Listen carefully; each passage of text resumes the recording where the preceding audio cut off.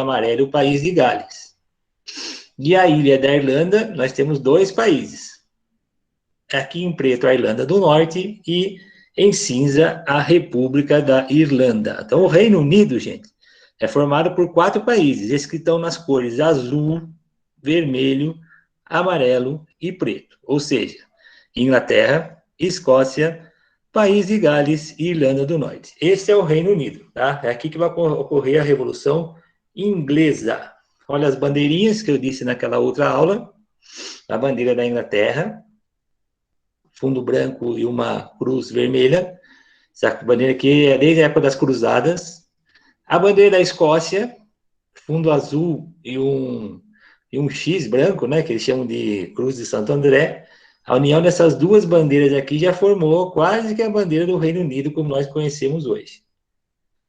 E com a bandeira da Irlanda do Norte formou, então, o que nós chamamos de bandeira do Reino Unido. O que não entra aqui é o País de Gales, ó. Essa aqui é a bandeira do País de Gales. Tem nada a ver com a bandeira do Reino Unido, mas o País de Gales faz parte do Reino Unido, tá? Então, essa bandeira atual aqui é do Reino Unido. Olha ela aí, ó. A bandeira do Reino Unido. Então, para a gente começar a falar sobre a Revolução Inglesa, temos que lembrar, então, do antigo regime, que é formado pelo absolutismo e pelo mercantilismo. Lembrar que, em 1215, os barões ingleses forçaram o rei da Inglaterra, João Sem Terra, a assinar a Magna Carta. Magna Carta é o primeiro documento democrático que surgiu no mundo. Aqui, nesse documento, o rei reconhecia os direitos que os barões da Inglaterra tinham em relação ao rei, à monarquia, tá? Desde o século XVI havia 3 religiões principais na Inglaterra: o anglicanismo, fundado pelo Henrique VIII. Lembra que eu falei do Henrique VIII, que queria ter filho homem, e aí a esposa dele, que era uma espanhola, deu 2 filhas para ele, eles quis separar dela, o Papa não deixou, ele fundou a própria igreja dele. Então, o anglicanismo, o catolicismo e o puritanismo eram as principais religiões da Inglaterra. E o parlamento inglês era formado por 2 órgãos: a Câmara dos Lordes, dos barões, e a Câmara dos Comuns, a burguesia. Tá? Esses são os antecedentes da Revolução Inglesa. Então, o que é a Revolução Inglesa? A Revolução Inglesa foi a primeira vez na história da humanidade que uma população inteira se revoltou contra o poder absoluto de um rei. Vocês vão de saber que na Inglaterra nós temos a rainha Elizabeth II, né, que todo mundo brinca que ela não morre jamais. Tem lá 800 anos no poder. É claro que não, né? A rainha da Inglaterra, ela só reina. Ela reina, mas não governa. Ela ocupa o trono, mas ela não tem nada a ver com a política da Inglaterra. Aí você vai perguntar, sempre foi assim? Não. Até o início dessa data que vocês estão vendo na tela, em 1603, o rei da Inglaterra, ele mandava em tudo, ele que governava definitivamente o país com poder absoluto. A partir dessa matéria que nós vamos ver agora aqui, que os reis e rainhas perderam o poder absoluto e hoje o rei e a rainha não mandam mais nada na Inglaterra. Então, para saber por que aconteceu isso, vamos voltar para 1603, quando a rainha Elizabeth I, filha do Henrique VIII, aquele que fundou a igreja anglicana, governou e morreu no ano de 1603, tá? Então, voltando um pouquinho aqui, ó. No ano de 1603, a rainha Elizabeth I, olha que hoje nós temos a Elizabeth II, né? Elas não são parentes, mas a Elizabeth I foi a última rainha absolutista na Inglaterra, governou de fato. Como ela não casou e não tinha filhos, quando ela morreu, o herdeiro mais próximo do trono dela era o seu primo, que era rei da Escócia. Foi aí que começou a formação do Reino Unido que eu mostrei para vocês, né? A formação do Reino Unido que está aqui, ó. Lembra que eu mostrei para vocês no início da aula aí, ó? Por que começou a formação do Reino Unido? Porque a rainha da Inglaterra, Elizabeth I, morreu, não tinha filhos, e aí o primo dela, o rei da Escócia, Jaime I, unificou o reino da Escócia com o da Inglaterra, formando o que nós chamamos hoje de Reino Unido, tá? Dando início ao país que existe até hoje, o Reino Unido formado por 4 países, certo? Então, em 1603, a Rainha Elizabeth I, filha do Henrique VIII, morreu sem deixar herdeiros.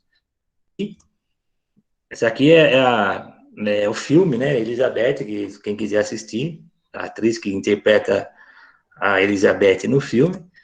O trono inglês, então, foi entregue para o primo dela, o rei da Escócia, o Jaime Stuart, mais conhecido na Inglaterra como Jaime I. Quando Jaime I ocupa o trono da Inglaterra, começa a briga entre o rei absolutista escocês e o parlamento da Inglaterra. Por que começa a briga entre os dois? Porque o rei quis restaurar o absolutismo, invocando aquela história do direito divino. Lembra quando eu disse na aula para vocês do absolutismo? Quando alguém perguntava, mas quem colocou o rei lá? Foi o próprio Deus que colocou o primeiro rei. Então, se você brigar contra o rei, você vai brigar contra o próprio Deus. Ele tentou estabelecer novos impostos na Inglaterra, que, segundo a Magna Carta, isso só era permitido com a aprovação do parlamento. Se o parlamento não aprovasse novos impostos, o rei não podia criar novos impostos. Mas esse rei aqui chegou e já tentou colocar novos impostos sobre os barões da Inglaterra. Assim, ele arrumou uma briga contra o parlamento e contra a população da Inglaterra, certo? Alguém tem alguma pergunta aí? Escutei um... Não? Dúvidas? Tem um barulho aí? Podemos continuar? Então vamos lá. Estão vendo bem?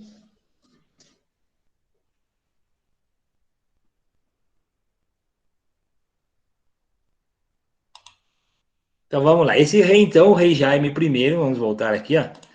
O rei Jaime I, que é o primo da Elizabeth, começou a governar depois da morte dela em 1603, e brigando contra o parlamento, ele foi até o ano de 1625, quando ele morreu. Aí, após a morte do Jaime I, assumiu o filho dele, o Carlos I, tá? O Carlos I aqui, ó. 1625, quando ele subiu ao trono, tanto na Escócia quanto na Inglaterra, e durou até o ano de 1648 como rei. Esse Carlos I, filho do Jaime I, ele fez um governo contra o parlamento pior do que o pai dele. Tá? Ele tentou impor à força o anglicanismo, que era a religião predominante na Inglaterra, aos escoceses. Ele dissolveu o parlamento no ano de 1628, e aí todos os deputados que estavam sendo eleitos foram mandados embora para casa, restaurou impostos que eram proibidos sem a anuência do parlamento, e assim ele começa uma guerra contra o parlamento da Inglaterra. Essa guerra que estava acontecendo na Inglaterra, durante essa guerra que saíram os primeiros colonos da Inglaterra e foram para os Estados Unidos. Lembra da última aula? Que aqueles peregrinos do Mayflower que saíram da Inglaterra em direção aos Estados Unidos, por que eles abandonaram a Inglaterra? Por causa da briga entre o rei e o parlamento. Como era uma briga política que também envolvia briga religiosa, aquele grupo de calvinistas, vendo que a situação na Inglaterra estava ruim para eles, eles pegam todas as coisas e mudam para os Estados Unidos, tá? Então, o rei, além de ser um problema de restaurar impostos, ele também tentava impor a religião anglicana sobre os calvinistas escoceses. Aí gerou uma guerra entre os partidários do rei, as forças do rei contra as forças do parlamento. Essa guerra começou no ano de 1642, a Guerra Civil na Inglaterra, e durou durante um tempo. As forças do rei versus as forças do parlamento. As forças do parlamento eram lideradas por esse homem que vocês estão vendo na tela aí, ó, de um nome muito estranho, Oliver Cromwell. Ele era o chefe do parlamento da Inglaterra, ele era puritano, calvinista. Olha ele aí, ó. Ele era o líder do parlamento da Inglaterra, que corresponde hoje ao primeiro-ministro inglês. Tá? Em 1648, a guerra chega ao fim com a vitória do parlamento, vitória do Oliver Cromwell. O rei foi preso, foi julgado como traidor e foi condenado a ser decapitado em praça pública. Vocês estão vendo aí a imagem da decapitação do rei Carlos I no ano de 1648. Esse quadro aí mostra como que ele morreu. Ó. Na época não existia ainda a guilhotina. A guilhotina, vocês só vão conhecer ela quando a gente for explicar sobre a Revolução Francesa, tá? O rei da Inglaterra perdeu a cabeça, mas não foi na guilhotina. Olha aqui, ó, o quadro, ó. Ele se ajoelhava sobre uma mesa de madeira, aí um carrasco chegava com um machado grande, com um golpe só lhe arrancava a cabeça do corpo da pessoa. Então, embora ele foi decapitado na Inglaterra, não foi com guilhotina. A guilhotina era na França. 100 anos depois que teve a Revolução Francesa, aí vocês vão aprender o que era a guilhotina, o rei da França também perdeu a cabeça e tudo mais. Bom, com a derrota do rei, quem governou a Inglaterra foi Oliver Cromwell, olha o nome dele aí, ó. Foi proclamada a República na Inglaterra. Durante 10 anos, em toda a história da Inglaterra, a Inglaterra sempre foi monarquia, e durante 10 anos, a Inglaterra tornou-se uma república. E o Oliver Cromwell seria o presidente dessa república. O líder do parlamento tornou-se chefe do país. Durante os 10 anos de governo dele, a Inglaterra se tornou a maior marinha do mundo, a marinha mercante, um país que, sob comércio marítimo, se tornou líder durante o governo dele, devido ao ato de navegações, que foi uma lei que ele criou durante os 10 anos que ele governou a Inglaterra. Esse ato das navegações transformou a Inglaterra na maior marinha mercante do mundo, começando dando início ao Império Colonial Inglês, que até a Primeira Guerra Mundial foi o maior império do mundo. Tá? Então, Oliver Cromwell fez um grande governo durante os anos que ele ficou no cargo. Só que ele morreu em 1658. E aí, o filho dele, Richard, que vocês estão vendo na tela, tentou ocupar o lugar do pai, mas ele não tinha a mesma habilidade política que o Oliver Cromwell e ficou um ano no cargo só. Logo, pessoas partidárias do antigo rei decapitado começaram a se revoltar e, através da união dos antigos partidários do rei, eles conseguiram, no ano de 1660, restaurar a monarquia na Inglaterra, colocando no cargo o filho do rei Carlos I decapitado. Esse homem lindo que vocês estão vendo aqui à esquerda, olha que beleza. Olha a peruca que eles usavam na época, essa aqui era a moda na Europa. Fala a verdade, ó. Na época não tinha foto, tinha quadros. Aí os reis chamavam os artistas lá para fazer um quadro deles, ficava horas parado para pintar o quadro, e depois de horas o artista aparecia com o quadro. Dependendo do efeito final, aquele artista não é pago. Então, muitas vezes, o artista, para que o trabalho dele fosse pago no final, ele fazia um Photoshop nos quadros antigamente, deixava a pessoa feia mais bonita, para poder vender o quadro. Agora, você imagina, se foi feito um Photoshop nesse quadro aqui, como era a pessoa sem o Photoshop. Então, olha que cara lindo aqui, ó. Carlos II, então, foi foi conduzido ao trono porque o pai dele, Carlos I, morreu decapitado em 1648. Então, depois dos 10 anos do governo do Oliver Cromwell, que foi uma república, o Oliver morreu em 1658, o filho dele, Richard, não conseguiu governar, e a monarquia foi restaurada na Inglaterra no ano de 1660 e escolhido como rei o filho do Carlos I, Carlos II. Tá? Ele governou até o ano de 1685, morreu e foi substituído pelo irmão dele, o Jaime II. Os dois eram da família dos Stuart, escoceses, eram católicos e tentaram os dois restabelecer o catolicismo na Inglaterra, que já não era mais maioria naquela época. Então, a guerra entre o rei e o parlamento, ela recomeçou. Essa guerra entre o rei e o parlamento, ela dura quase todo o século XVII na Inglaterra, tá? Começa praticamente em 1620 com Jaime I e vai até o final aí, 1688, quase 100 anos aí de século XVII que os ingleses ficam em guerra o parlamento, as forças do parlamento contra as forças do rei. Então, aí vocês estão vendo à esquerda o Carlos II, que governou até 1685, e o irmão dele, à direita, o Jaime II, ambos filhos do rei decapitado em 1648. Então, os dois juntos, né, o que eles tentaram fazer? Tentaram restabelecer o absolutismo na Inglaterra, governando de forma absoluta, obrigando a população a obedecer às normas deles. Tentaram impor a Igreja Anglicana e o catolicismo na Inglaterra contra os calvinistas, que era a maioria no parlamento. E, para piorar, se aproximaram da França, que era um grande rival da Inglaterra naquela época. Isso feriu o orgulho e os interesses comerciais da Inglaterra, e a guerra entre o rei e o parlamento recomeça. Muita gente morrendo de novo. No final, o parlamento novamente ganha e o rei Jaime II tem que fugir da Inglaterra para a França. O rei Jaime II, para não ser preso e morto, decapitado como o pai dele foi, ele foge para a França, abandona o país e a vitória do parlamento de novo acontece, tá? E aí, o que os ingleses fazem? Cansados de tantos anos, tantas décadas de guerra, os ingleses resolvem pôr um fim ao poder absoluto dos reis na Inglaterra. Eles elaboram um documento com todos os direitos e deveres dos cidadãos ingleses e do rei também, e eles convidam a filha do Jaime II, que tinha fugido da Inglaterra para a França, casada com esse homem que vocês estão vendo aí na tela, o Guilherme III, que era um holandês da família Orange da Holanda, e eles oferecem o trono, já que o trono está sendo vago, o rei fugiu, eles oferecem o trono para a filha do rei que fugiu, casada com esse holandês, e o Guilherme III, para ser considerado o rei da Inglaterra, ele é obrigado a assinar um documento.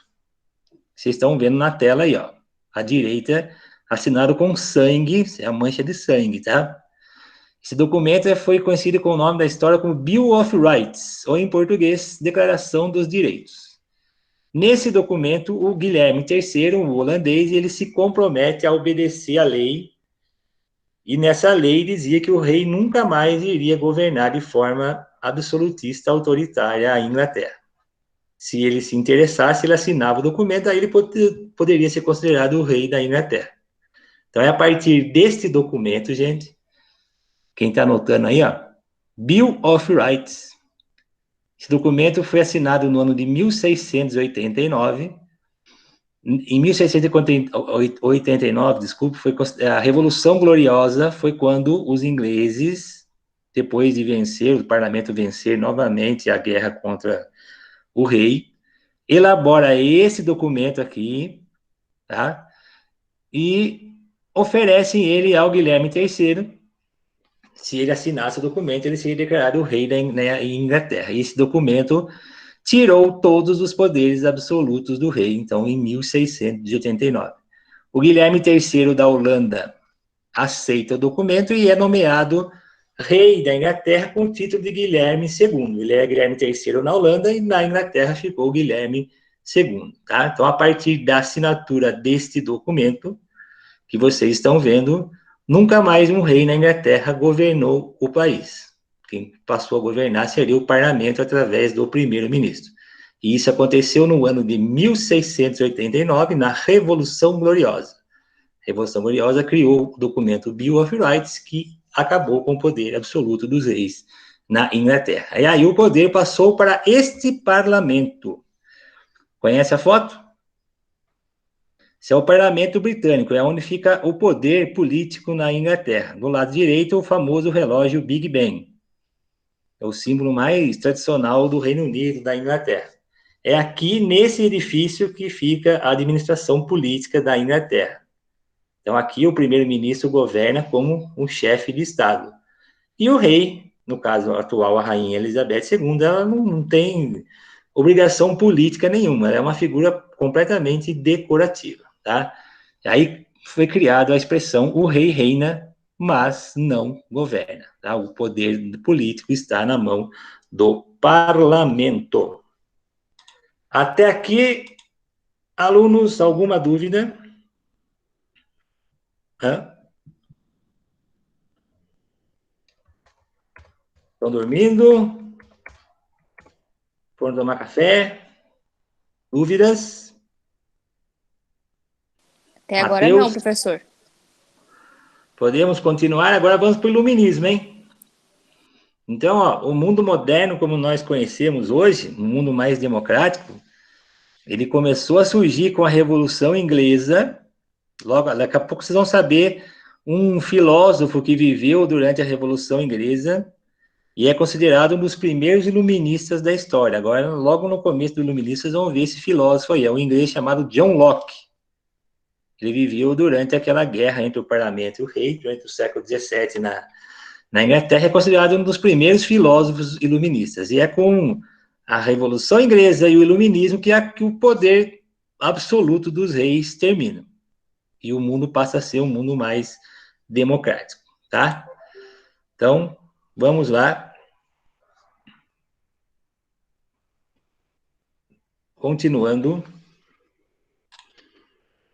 Agora o tema é iluminismo. Então, o que é o iluminismo? Na tela para vocês o significado do iluminismo. O iluminismo é um movimento cultural que começou na França, na Inglaterra, Alemanha e se espalhou pela Europa durante o século XVIII. O século XVIII, ó, ele é depois da Revolução Inglesa. A Revolução Inglesa é no século XVII.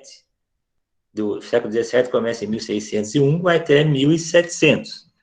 O século XVIII é de 1701 até 1800, tá? Então, o iluminismo, ele foi um movimento cultural que começou na França, Inglaterra e Alemanha e se espalhou para a Europa no século XVIII. Correto? Quem está anotando aí, ó, iluminismo. Então, quem eram os iluministas? Os escritores, os filósofos iluministas eram pessoas ricas, pertencentes à burguesia, pessoas comerciantes, ricos, que se dedicavam a vida dele a ler livros e escrever livros, intelectuais, portanto, e todos esses filósofos eles criticavam o antigo regime. O antigo regime, expliquei no começo da aula o que é. É a união do absolutismo com o mercantilismo. Então, essas pessoas, esses filósofos, começaram a escrever livros criticando o antigo regime, dizendo que ele não prestava, que ele era ruim, e nos livros que eles escreviam, eles davam ideias, apresentavam ideias, soluções para a substituição do absolutismo monárquico, substituição do mercantilismo por um novo sistema político e um novo sistema econômico. Certo? Então, isso é o iluminismo. Isso eram os filósofos iluministas, pessoas ricas que não precisavam trabalhar, plantar, colher, né? Então, eram ricos, eles tinham tempo para ler e ficar pensando assim, como transformar um mundo que hoje é um mundo autoritário, um mundo onde o rei manda as pessoas fazerem o que eles quiserem, que o rei queriam, seguir a religião que ele queria, num mundo mais livre, mais democrático. Essas pessoas que escreveram livros dando ideias foram chamadas na história de filósofos iluministas. Tá? E quais eram os ideais iluministas, então? Ó?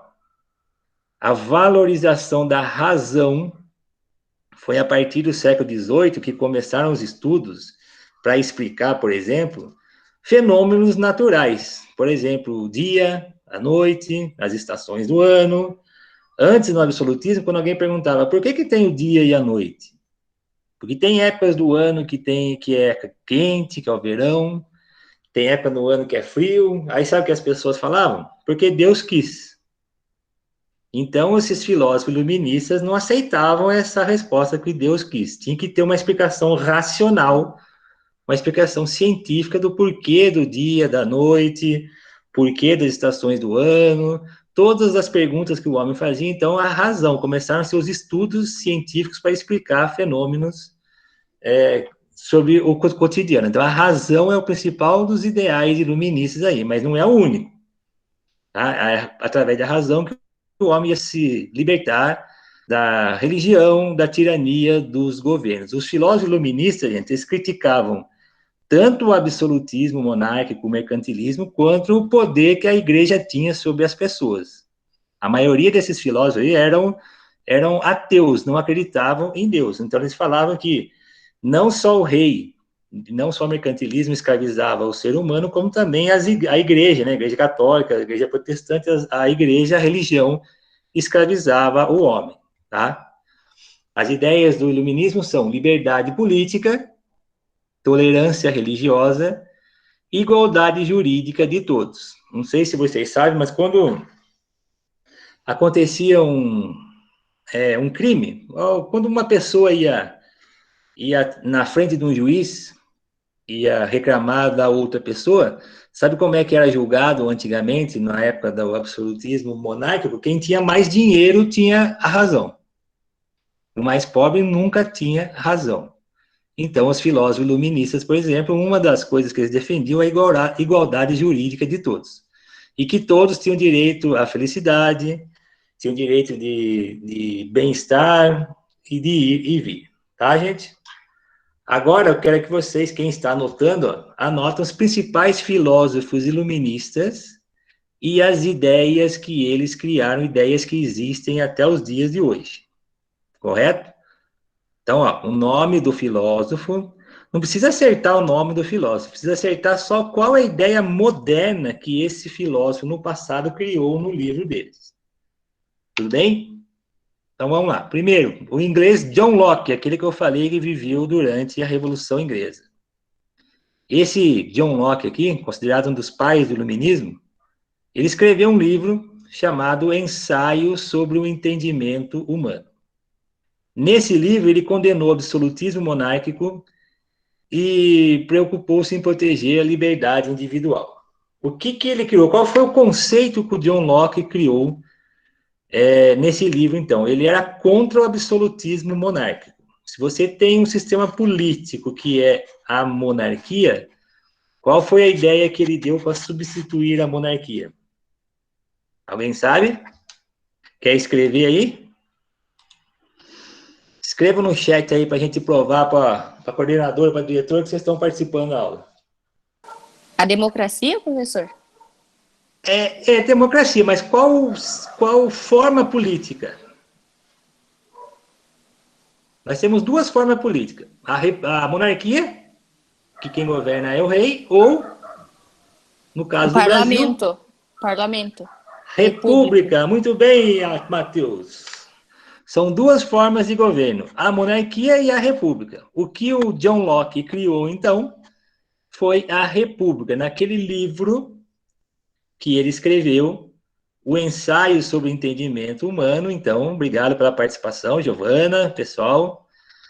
Nesse livro, Ensaio sobre o Entendimento Humano, então, John Locke criou o conceito que nós chamamos hoje de república. Então, na frente de John Locke, coloquem a palavra república. Agora, o próximo aí, ó.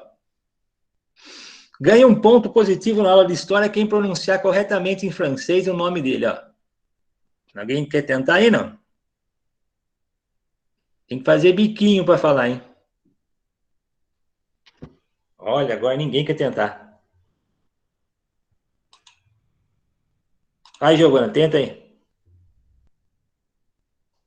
O nome do Isso não dá. filósofo. Não, professor, isso é muito difícil. O nome dele é o seguinte, ó. Charles de Secondar, Barão de Montesquieu. Gostou, não? Francês é enjoado, né? Secondar, Barão de Montesquieu. Fazer biquinho para falar. E em francês, a última sílaba é sempre a mais forte. Esse homem aqui escreveu o livro Espírito das Leis. Nesse livro, ele defendia um conceito assim, ó, que a monarquia ela era muito injusta porque ficava na mão de uma pessoa só o poder de criar leis, o poder de administrar essas leis e o poder de julgar essas leis. Então, esse homem ele criou, ao invés de ter uma pessoa com esses poderes, ele queria que tivesse 3 pessoas governando ao mesmo tempo. Então, ele criou exatamente o que está na tela aí, ó. Ele criou os 3 poderes.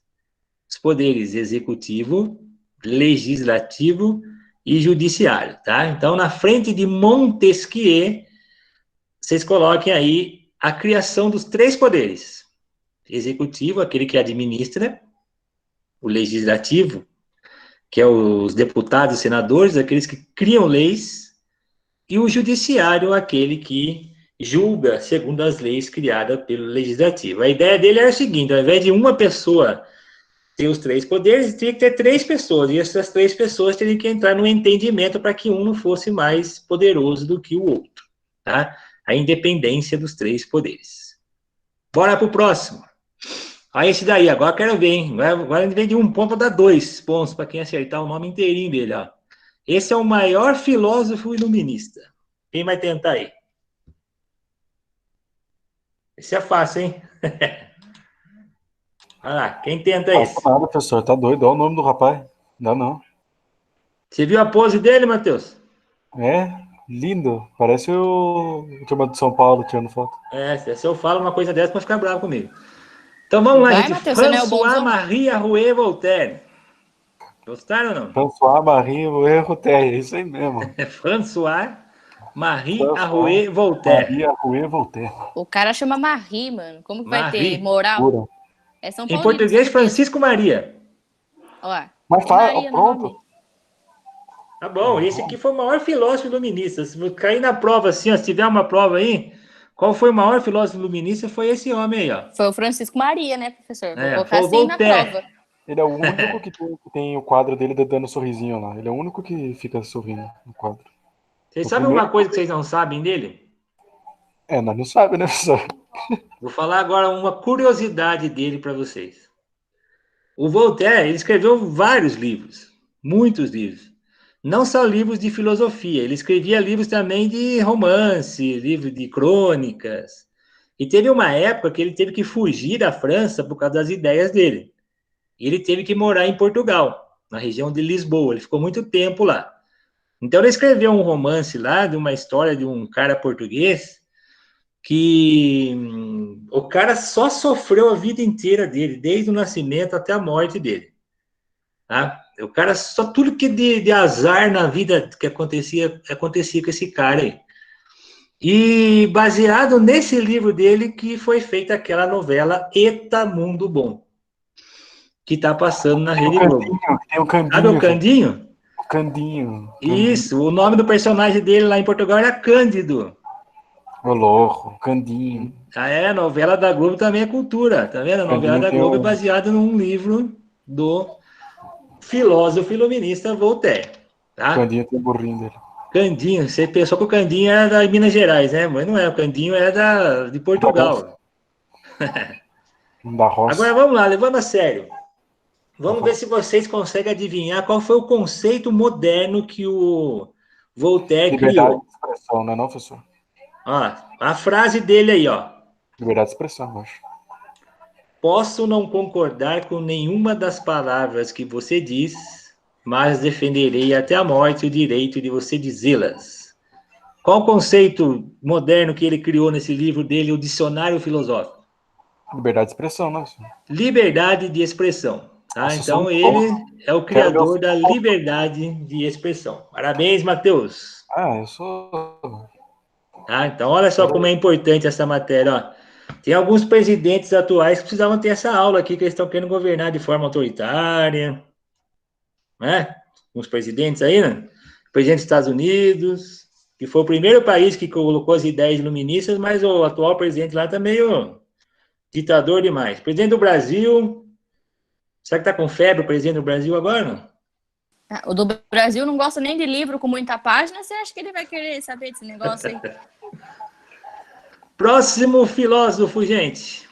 Jean-Jacques Rousseau. Olha ele aí com a famosa peruquinha do século XVIII. Escreveu o livro O Contrato Social. Esse cara foi perseguido pelos reis da Inglaterra. Isso aqui foi dura a vida dele, viu?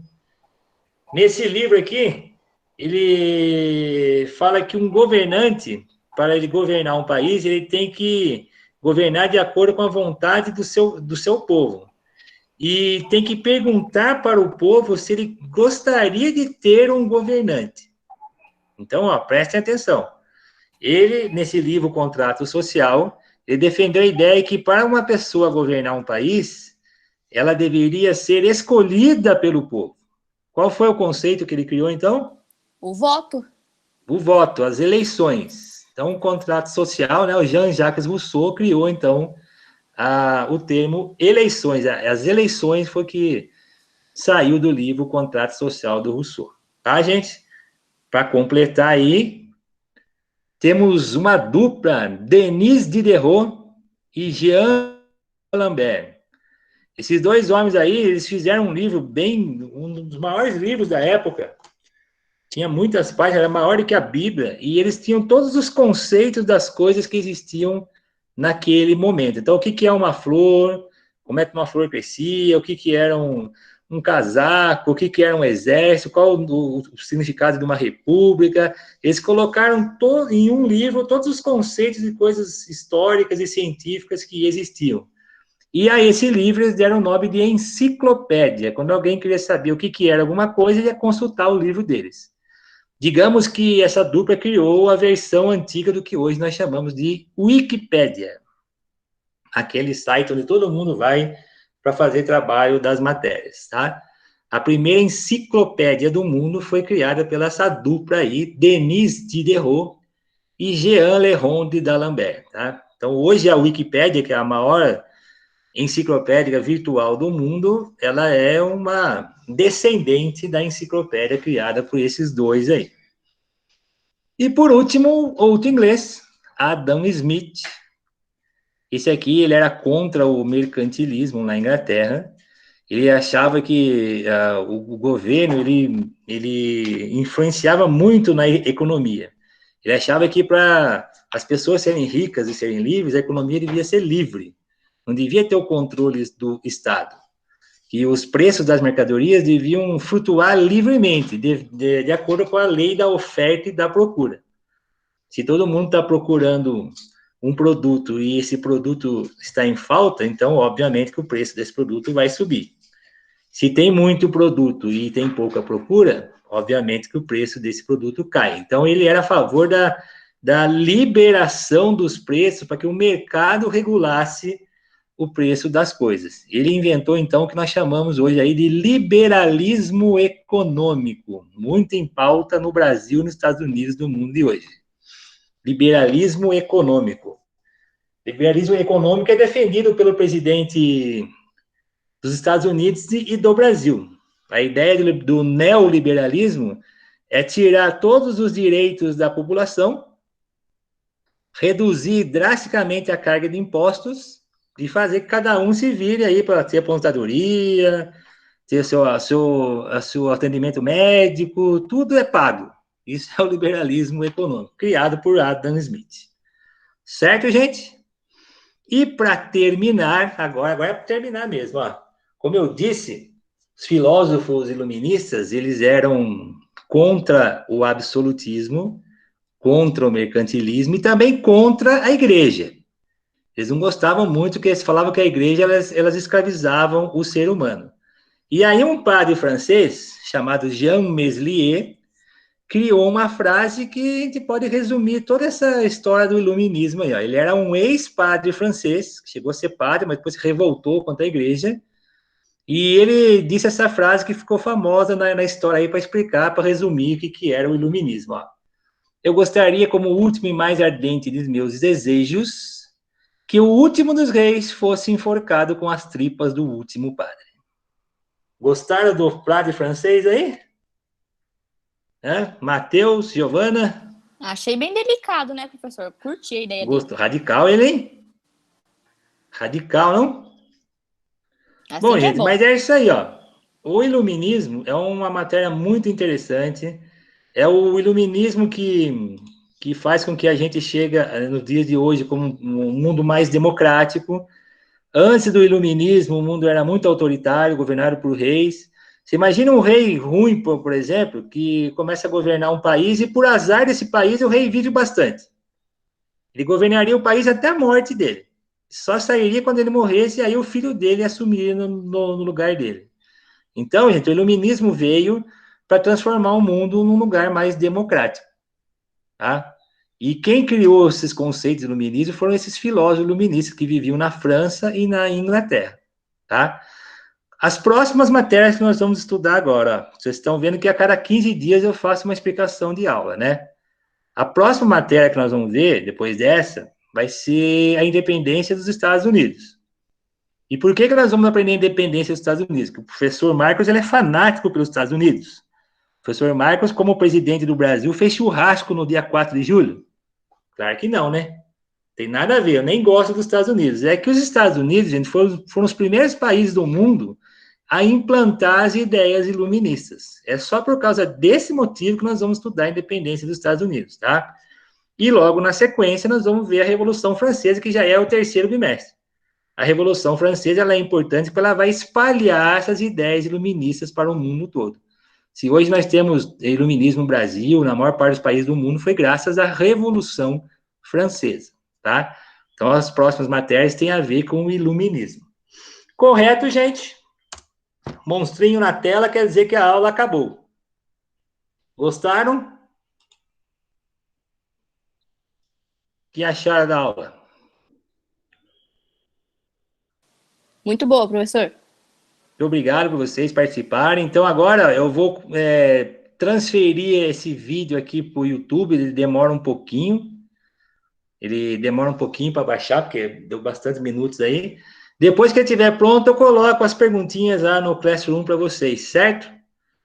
Não vou pôr muita pergunta, não, porque vocês estão cheios de matéria, estão de saco cheio de fazer exercício dos professores. Verdade ou não? Verdade. Então, Vou vocês já nem estão mentir. cansados. Aí, então, eu vou pegar leve aí, vou colocar menos perguntas, mas vou colocar algumas perguntinhas só de interpretação, certo? Mas vai ser mais tarde, gente. Agora é 10 para as 4. Eu vou baixar o vídeo lá para o YouTube, vai demorar um pouco. E aí, ou hoje à noite, ou amanhã, passo o vídeo para vocês lá no Classroom. Já estamos encerrando o segundo bimestre, né? Eu estou marcando os pontos positivos já, fechando a nota. E aí, se eu colocar amanhã, vai até terça-feira, para vocês, até segunda-feira, certo? Para vocês fazerem. Não deixem para a última hora, gente. Sabe qual é o segredo de fazer todas as atividades de todos os professores? É não deixar para a última hora. De repente, você olha lá no Classroom, lá, tá lá assim, entregar trabalho na segunda-feira. Fala, vou fazer segunda-feira faltando meia hora. Aí, quando você vai ver, tem 3, 4 matérias para entregar. Aí, você vai ter que... eu me ferrei por causa disso, de ficar querendo fazer de última hora. E agora eu tô com um monte de coisa acumulada, tudo pendente. Exatamente. Então, ó, vão fazendo devagarinho, aos poucos. Escolha uma hora do dia que vocês estão mais acordados aí, à tarde ou à noite. Faça uma por dia, uma de um professor por dia, que vocês não ficam atarefados, não sobra, não acarreta muita matéria para vocês fazerem ao mesmo tempo. Certo, gente? Quanta gente na aula de hoje, já vou dar até um print aqui, ó, para mandar lá para a Tuca depois, senão ela falar que não tem gente que participa da aula. Olha quanta gente. Gente, obrigado pela participação, tá?